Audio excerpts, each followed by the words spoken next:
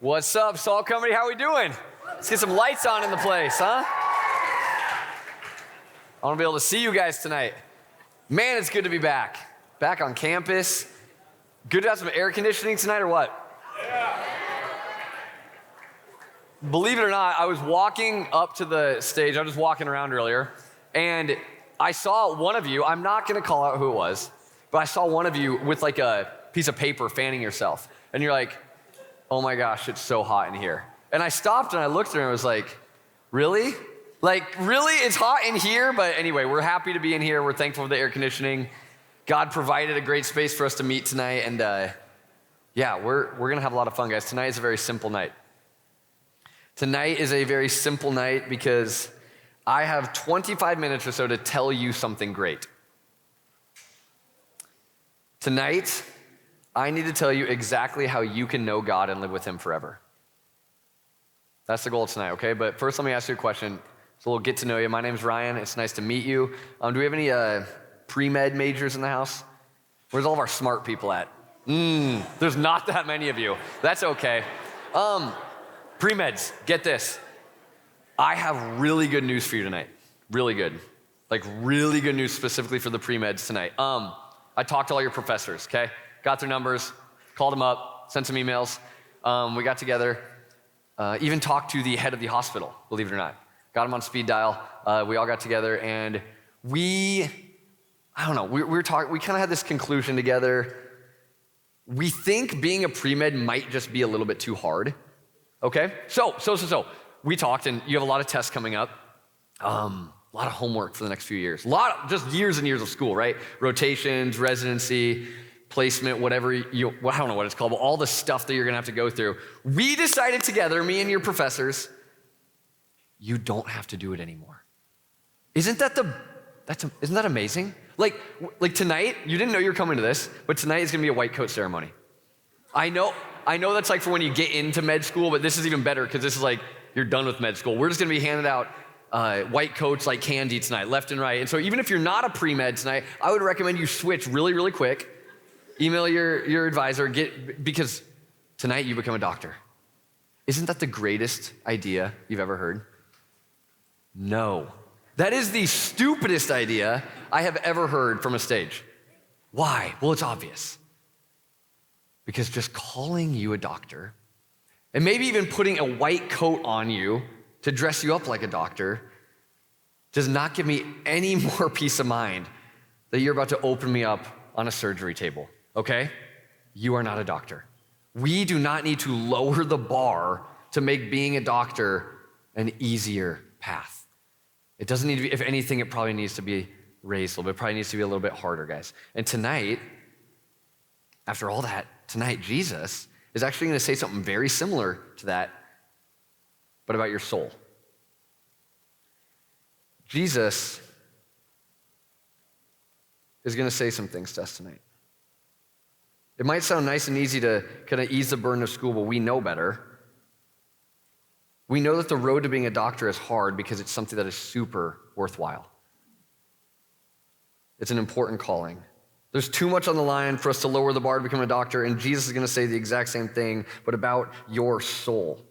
He wants to tell you the way to God, how to spend eternity with him, but fair warning, he might say some things that you won't like.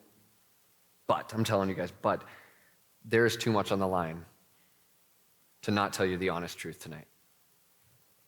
And so to hear from Jesus, tonight we're just gonna go straight to his greatest sermon, right? The end of his greatest sermon. Jesus is finishing up his sermon up on a mountain to a crowd of people. He ends his sermon by telling the people the way to God, like giving them a roadmap or something, like here it is, you want it, here you go. Matthew 7, verses 13 and 14. I'm gonna put it on the screen behind me, and you can follow along. Jesus says this to the crowd.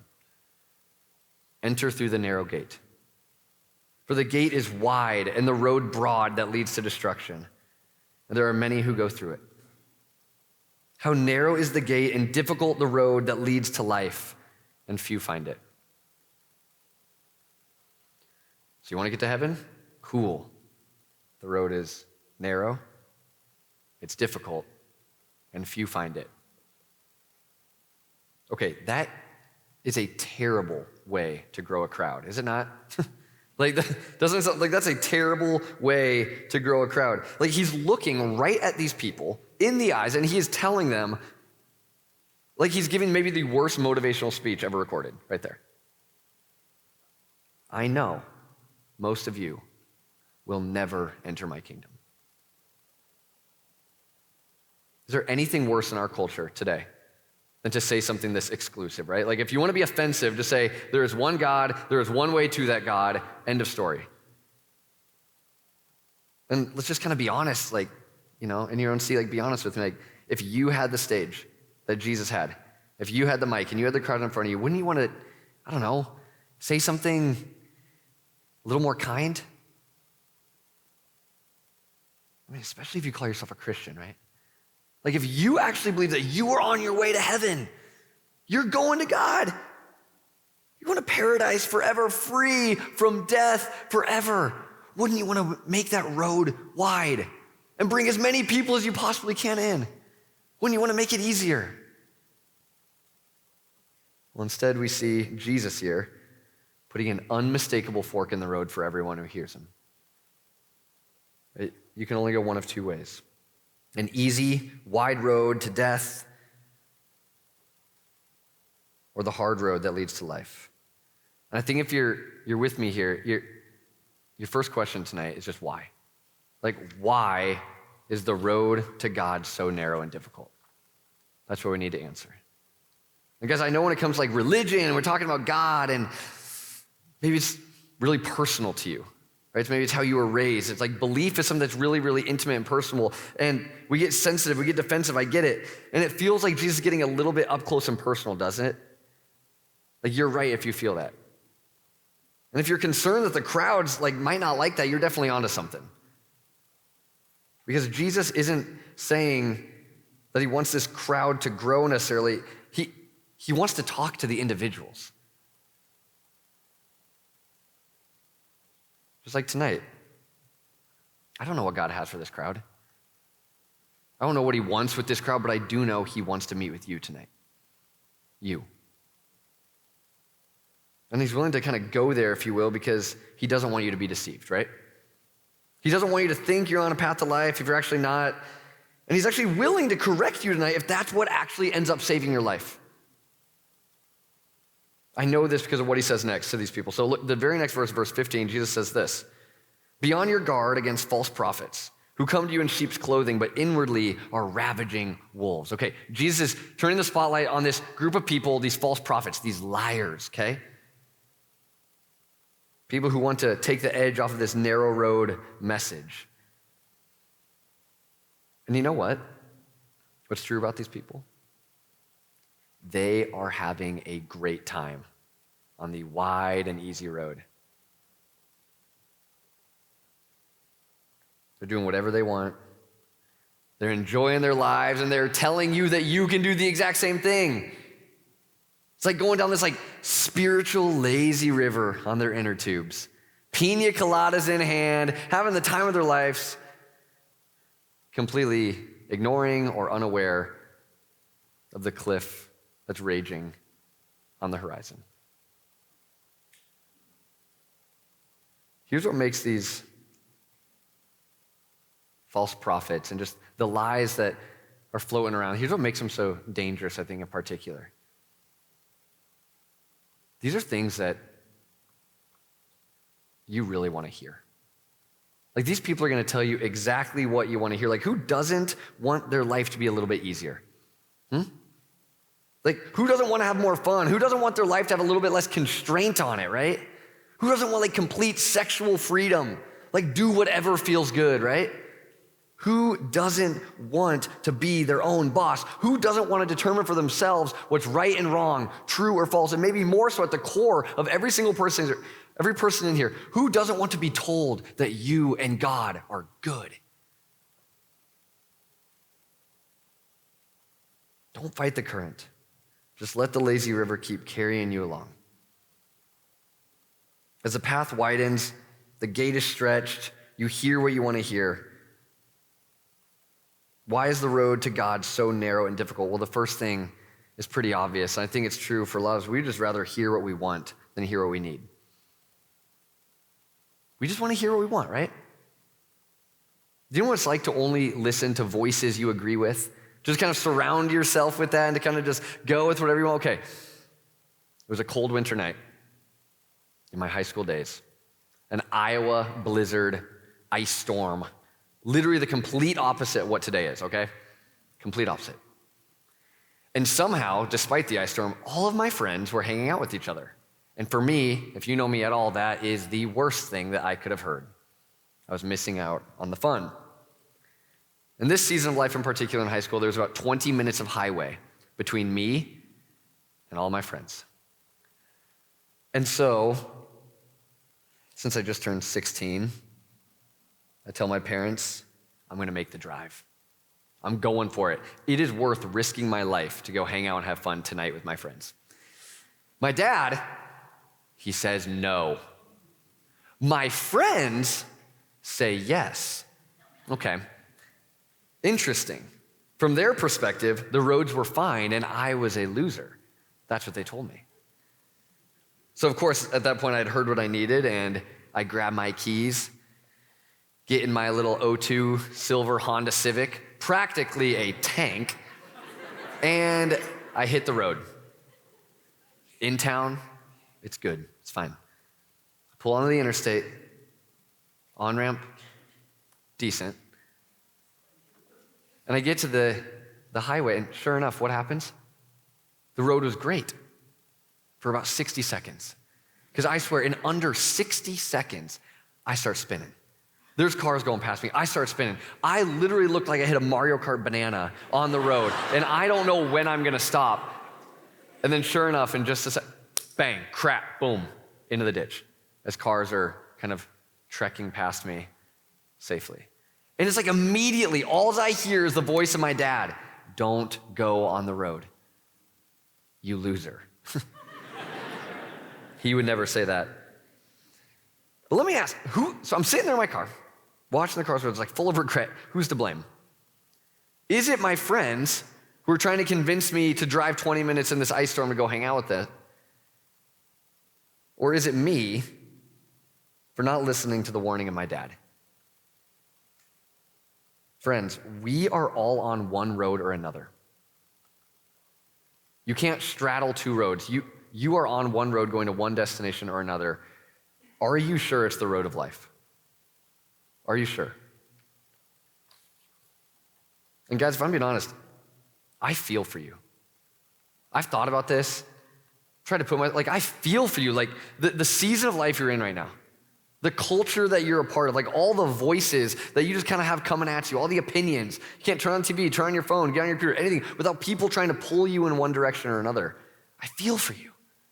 It's hard. But I want to ask, do you hear the voice of Jesus kind of piercing through all that noise tonight? I find it wild what he's saying here. Like, he's not saying this. He's not saying that few are invited to his kingdom. No, if you back up like 6 verses earlier, you'll see it says, like, if you knock, the door will be open for you. It's not that few are invited. It's that few of us will care enough what Jesus says to take him seriously. The question is, are you part of the few or are you part of the many? Are we on the road to life or are we just floating along with whatever everyone else is doing? Okay, take a deep breath for a second. I know it's heavy, I know. But there's good news. I mean, thank goodness there is no wide road people in the room tonight. None of us, right? Amen. Most of us, I assume, are here because generally speaking, we're pretty good with God, right? False teachers are dumb. We have good theology. We have zeal. We care about these things. We've heard these truths. I've actually read this passage before, Ryan. Don't worry about it. I'm actually not that offended or feeling hard-pressed. I'm just kind of happy the person who came with me is here to hear it, right?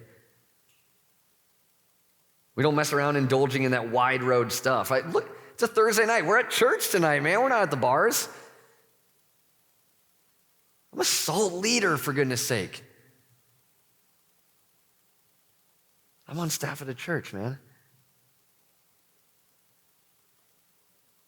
Here's what Jesus says next. In Matthew 7, 21 through 23. Not everyone who says to me, Lord, Lord, will enter the kingdom of heaven, but only the one who does the will of my Father in heaven. On that day, many will say to me, Lord, Lord, didn't we prophesy in your name, drive out demons in your name, and do many miracles in your name? And I'll announce to them, I never knew you. Depart from me, you lawbreakers. Did I just read that right? Like, Jesus is painting a crazy picture here. He's actually saying there will be people in the end, when they've reached the end of their life, they're going to come before the throne. There's going to be people who call him Lord with their lips, who do the most impressive, even miraculous ministry with their lives. Will stand before the throne and will receive nothing but Jesus, but rejection. How? How is it possible for a loving God to do something like this? I mean, I understand false prophets leading others astray. They don't make it in. Cool. But these seem like really, really good, religious, bought-in people. Why? Why would Jesus do this? Well, his answer to us tonight is chillingly simple. I never knew you. Did I ever tell you guys that I know Kirk Ferentz? Bit of a humble brag coming here. I'm going to warn you. I know Kirk Ferentz. He's the football coach here, if you're new to campus. Let me tell you about it. So I know Kirk, first name basis. Every weekend I love to go to Kinnick. It's like a second home for me, okay? Even if they're on the road or I'm out of town for some reason, I'll try and watch it on TV. I like to give back in my spare time, so sometimes I go work the concession stands for Kinnick, and I know I'm not alone in that. When I'm there at Kinnick, I'm definitely the most passionate person there. I mean, you will not find a louder fan, chest painted, the whole nine. I yell Kirk like I mean it. I'm his number one fan. During the games, but even after the games, right? I don't stop. Like, I'm not just doing it on the weekends. Like, even during the week, I am meeting up with my friends and I am talking about Kirk, sometimes to even defend his honor, right? If, in case he needs that. I've bought some shirts, actually, that say his name on it, have his picture on it, so people can know that I know Kirk. One time, for a year, I lived with some of the guys on the team. That was sweet. Yeah, people thought that was really cool. And I've read his biography. You know, cover to cover, just ask me about it. I can tell you everything there is to know about Kirk. And so with all that in mind, what would happen if, okay? What would happen if one game, things aren't going so well for the Hawks, and I get an idea. The Hawks are struggling, it's a big third down. It's 3rd down and 10, we'll say, and I know what's about to happen. We're about to run the ball up the middle, and I'm not, so I need to get down there, and I need to tell Kirk, we need to pass the ball. And so me, painted chest and all, let's say I just jump over the barricade. I juke out a couple guards and I beeline it right for Kirk because he needs me to tell him this thing. And sure enough, 2 just beefy, giant offensive linemen grab me and stop me in my tracks. They're ready to just destroy me or throw me out or something. But right before they do, I yell, Kirk, it's me. He hears me. And he turns around and he looks me right in the eye. What do you think he's going to say to me? Who are you? Right? Guys, I don't know Kirk Ferentz. I don't. But more importantly, Kirk Ferentz does not know me. Do you know God? Does God know you? Or do you just do a lot of things for God? Do you know a lot of things about God? Or do you actually know him?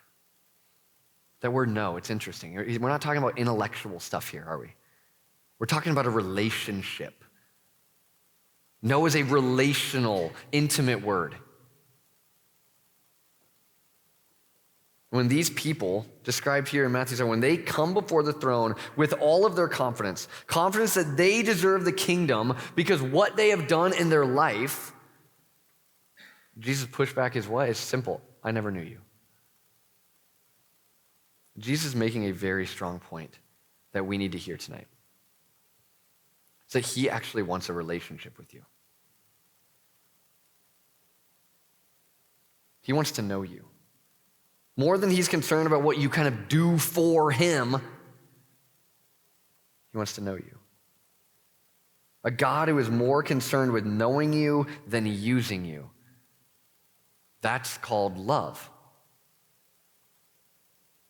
And we're so bent on earning heaven on our own that we completely miss his love. And so we bring our best to him. All the righteous acts and religious accolades that we could accomplish in his life, we bring them to him, and we entirely miss the point that we can know God and he can know us. These people, guys,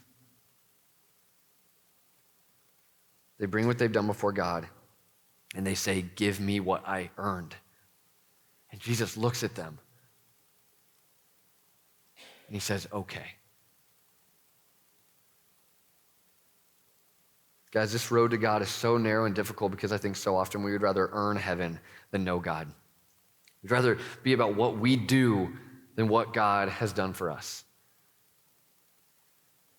But friends, how do we know God? How do we know for sure that we can know God? How do we know that he knows us? He did not leave us guessing. He made himself known to us.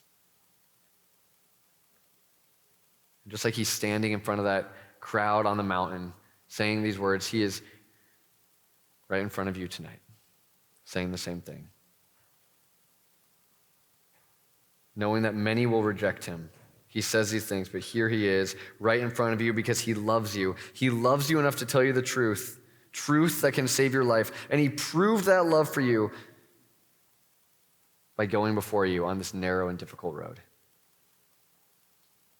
And as he walked that difficult, narrow road with a cross on his back, carrying it up the hill, ready to be killed on that cross,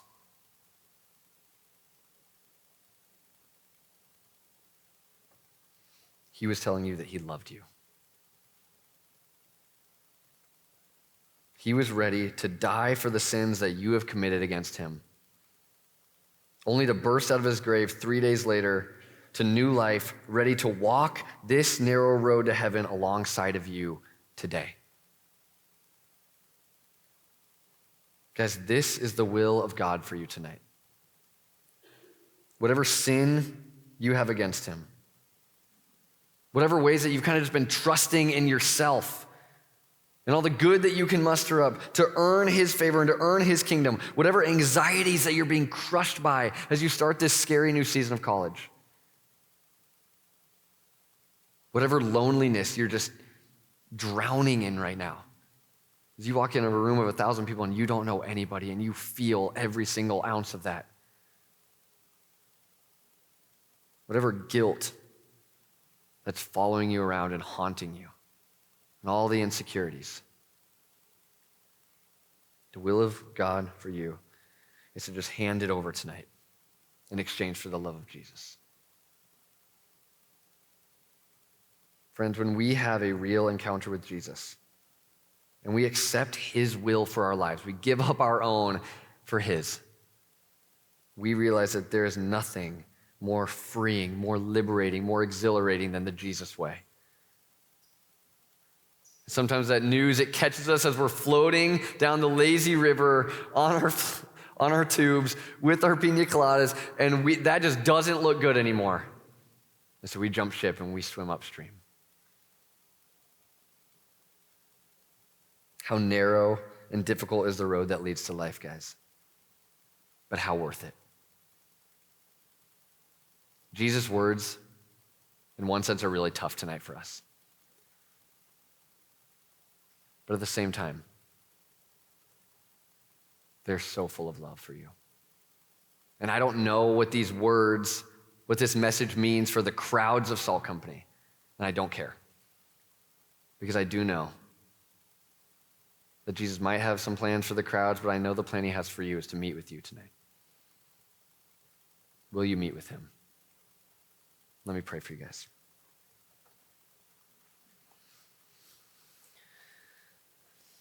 Jesus, thank you for loving us in a way that stops us sometimes in our tracks. And God, you go on and you finish off your sermon by saying, hey, if you're wise, listen up, because this is what you need to do. You need to build your house on the rock. I am that rock. And so, Lord, if there's anybody in here tonight who's just been drifting down the easy and wide road to destruction, or has been just trying to convince themselves that they are good with God for some other reason, Lord, I pray that they would take that flag of their life, of their will, and they would plant it on that rock in Christ tonight. God, the good news is simple. You give us eternal life. You give us a relationship with you that we can know you, and all we have to give you is ourselves.